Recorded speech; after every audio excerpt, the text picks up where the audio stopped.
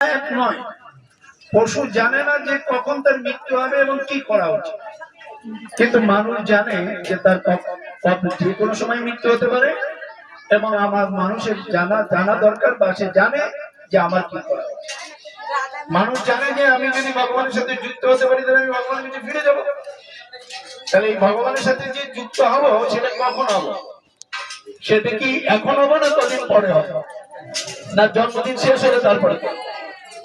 না, জন্মদিন আমাদেরকে আচার্য রূপ গোস্বামী পাদ যেহেতু মহাপ্রভুর আদর্শ শিক্ষা দিচ্ছেন, তাই তিনি ভক্তি মার্গে শিক্ষা দিচ্ছেন, যেটা ভক্তির সমৃদ্ধ সিন্ধু গ্রন্থে বলছেন যে এই জন্মদিন আমাদের জন্য আনন্দময় হবে তখনই যদি আমরা আজকে সংকল্প করি। আমাদের সংকল্পের মধ্যে কি থাকবে?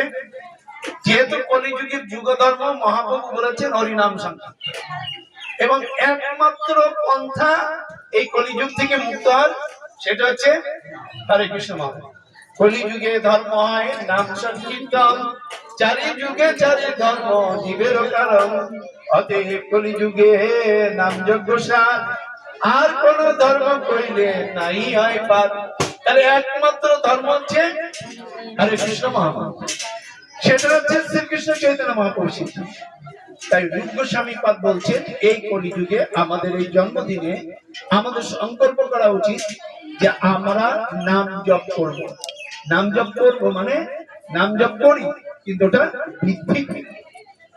আজকে সংকল্প হলো কি যে আমি 16 মালা করতাম, কিন্তু 1 বছর আমার কমছে, আয়ু কমছে না বাড়ছে, জীবন থেকে 1 বছর চলে যাচ্ছে না আসছে, চলে যাচ্ছে। তার মানে 1 মালা বাড়াবো বা 2 মালা বাড়াবো।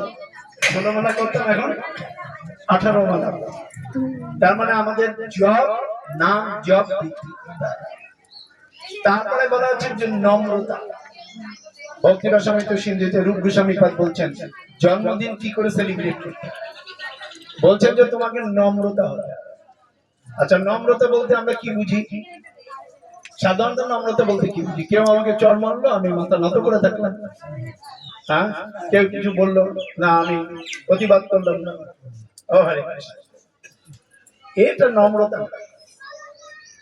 নম্রতা রূপ গোস্বামী পাদ ব্যাখ্যা করছেন, নম্রতা মানে হচ্ছে প্রতি মুহূর্তে কৃষ্ণ ভাবনায় যুক্ত থাকা।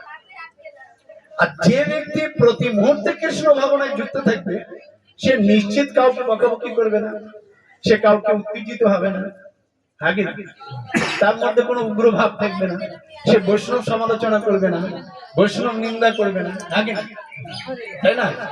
দেখুন, আমরা যারা ভগবত ভক্তি অনুশীলন করছি, আমি গতকালকে একটা ক্লাসে বলছিলাম যে আমরা